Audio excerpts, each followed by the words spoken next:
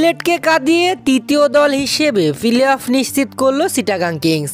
দর্শক, বিস্তারিত জানতে পুরো ভিডিওটি দেখার অনুরোধ রইল। প্লে অফ নিশ্চিত করতে সিলেটের বিপক্ষে ম্যাচ জিততেই হবে এমন কঠিন সমীকরণ নিয়ে মাঠে নেমেছিল চিটাগাং কিংস। আর এই ম্যাচে শুরুতে টসে জিতে বোলিংয়ের সিদ্ধান্ত নেয় সিলেট। জবাবে চিটাগাং কিংস ব্যাটিংয়ে নেমে শুরুতেই হোঁচট। দলীয় 3 ও ব্যক্তিগত 1 রানে আউট পারভেজ হোসেন ইমন। এরপর দলীয় 17 রানে আউট বিপিএলের এবারের আসরে দারুণ ছন্দে থাকা গ্রাহাম ক্লার্কও।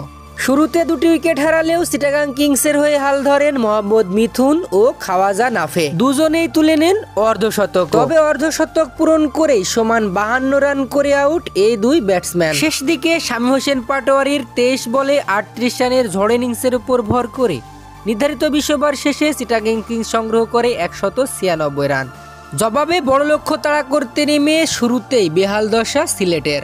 স্কোরবোর্ডে মাত্র 38 রান সংগ্রহ করতেই আউট রনি তালুকদার ও জাকির হাসানরা।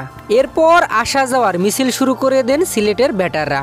স্কোরবোর্ডে মাত্র 84 রান সংগ্রহ করতেই আউট সিলেটের 6 ব্যাটার। আর শেষ পর্যন্ত শরীফুল ইসলামের বোলিং ঘূর্ণিতে বাজেভাবে ম্যাচটি হেরে যায় সিলেট স্ট্রাইকার্স। আর এ জয়ের ফলে 11 ম্যাচে 7টিতে জয় তুলে নিয়ে 14 পয়েন্ট নিয়ে তৃতীয় দল হিসেবে প্লে অফ নিশ্চিত করল চিটাগাং কিংস।